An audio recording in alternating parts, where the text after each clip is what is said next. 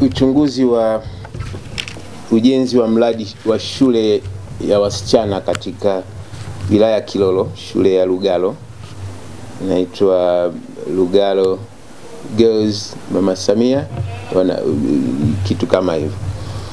Ni shule maalum, na kama ulivyosema kwenye ziara ya waziri mkuu mwaka jana, ilibainika kwamba kulikuwa na kusuasua kwa ujenzi wa mradi ule, na hatua zilichukuliwa pale pale.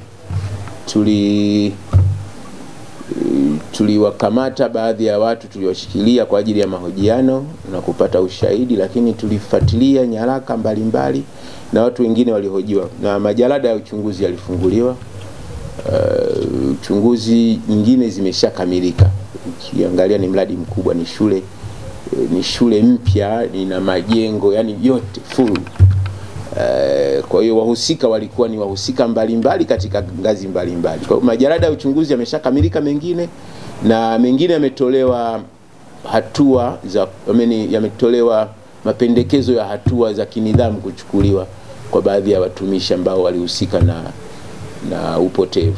Kwa sababu sisi tushachunguza, tunapeleka majalada kwa ofisi ya mashtaka, nao wanatoa maoni yao kisheria kama ni kufikishwa mahakamani. Na baadhi ya majalada, kwa sababu yalikuwa majalada mengi, bado yanaendelea na uchunguzi.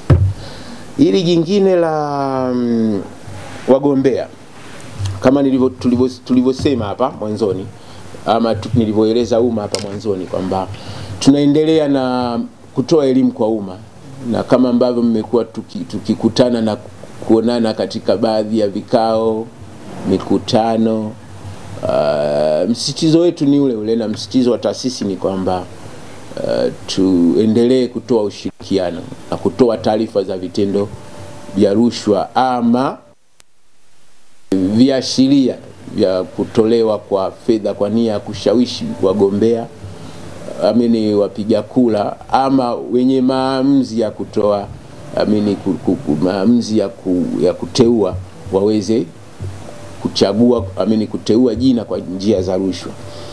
Ni kweli baadhi ya watu tunawaita, sio mmoja, tunawaita wengi kadiri taarifa tunazozipata kutoka kwa wananchi na watoa taarifa wengine.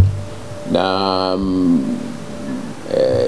kwa sababu kama unavyojua uchaguzi bado, kwa sababu bado tuko kwenye mchakato na hata fomu hazijachukuliwa, lakini tunavyoona dalili kama hizo tunatoa taarifa kwa mamlaka ili waweze kuchukua hatua.